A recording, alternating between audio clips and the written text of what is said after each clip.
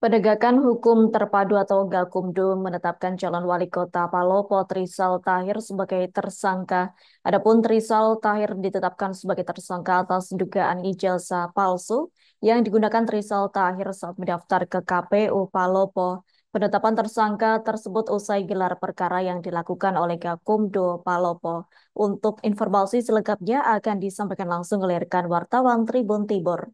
Andi Bunaya Nandini, silakan untuk laporan lengkapnya. Baik, terima kasih rekan Adila. Jadi benar Tribunars bahwa salah satu calon wali kota Palopo, yakni Trisal Tahir, ditetapkan sebagai tersangka oleh Gakumdu Palopo atas laporan dari masyarakat.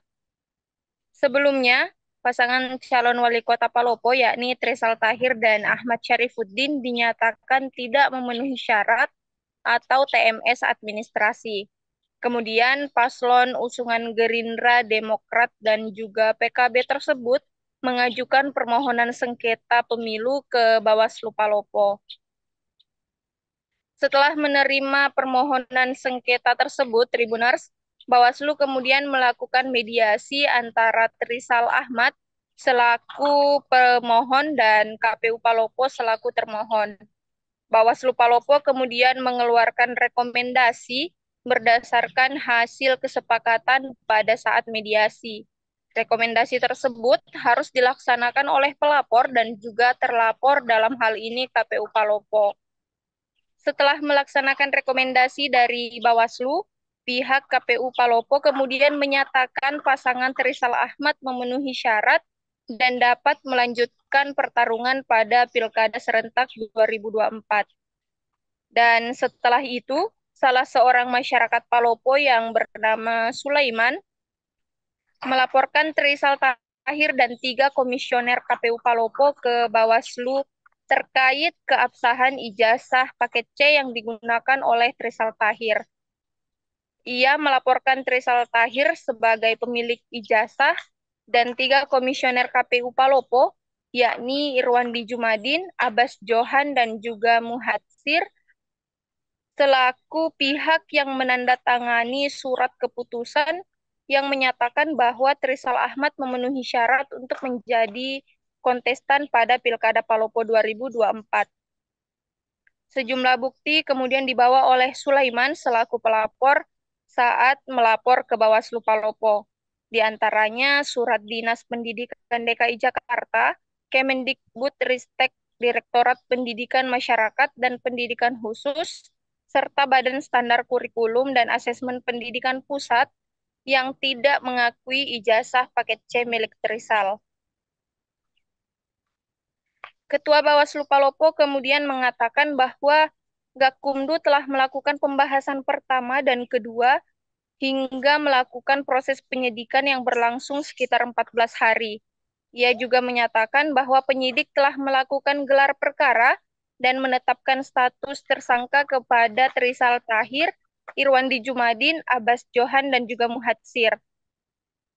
Ketiga komisioner KPU tersebut dikenakan pasal 180 ayat 2 Undang-Undang Pilkada yang berbunyi setiap orang yang karena jabatannya dengan sengaja melakukan perbuatan yang melawan hukum, menghilangkan hak seseorang menjadi gubernur, wakil gubernur, bupati, wakil bupati, wali kota, serta wakil wali kota, atau meloloskan calon atau pasangan calon yang tidak memenuhi persyaratan akan dipidana dengan pidana penjara paling singkat 3 atau 6 bulan.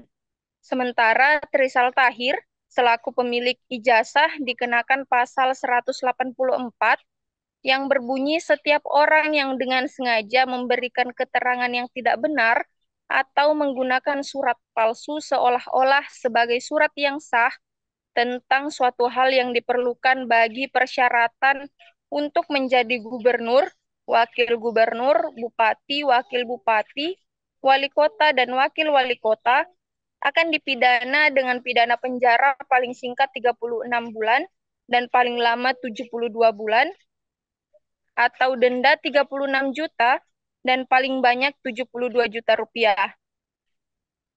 Sehari setelah ditetapkannya Trisal Tahir dan 3 komisioner KPU Palopo sebagai tersangka, keempatnya masih menjalankan aktivitas seperti biasanya, Tribunars, yakni Trisal Tahir masih berkampanye di sejumlah titik, sementara 3 komisioner KPU Palopo sedang dalam perjalanan dinas. Dan untuk aktivitas di KPU Palopo sendiri masih berjalan normal seperti yang terlihat pada Jumat 18 Oktober 2024. Atas keputusan tersebut, mantan Ketua KPU Palopo yakni Maksum Runi menilai Gakumdu keliru karena menetapkan 3 komisioner KPU Palopo sebagai tersangka. Hal itu dikarenakan KPU Palopo menetapkan Trisal Tahir memenuhi syarat usai mediasi yang dilakukan oleh Bawaslu. Menurutnya juga, KPU Palopo menetapkan Trisal Tahir memenuhi syarat setelah ada mediasi dan berdasarkan keterangan serta kesediaan kepala sekolah serta calon untuk mempertanggungjawabkan dokumen yang diserahkan tersebut. Sehingga menurutnya, jika Gakumdu menilai keputusan yang diambil oleh KPU Palopo itu keliru, itu bukanlah pelanggaran pidana, melainkan sanksi administrasi.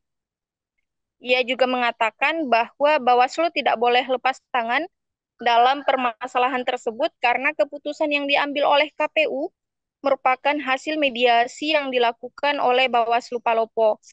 Ia juga menyampaikan bahwa KPU Palopo melakukan kekeliruan, seharusnya Bawaslu benar-benar mengoptimalkan fungsi pencegahan dan juga pengawasan seperti mengirim surat atau melahirkan rekomendasi, bukan malah lempar batu sembunyi tangan. Seperti itu, rekan Adila. Baik, terima kasih untuk informasi lengkapnya. Silakan bertugas kembali. Download Tribun X sekarang. Menghadirkan lokal menjadi Indonesia.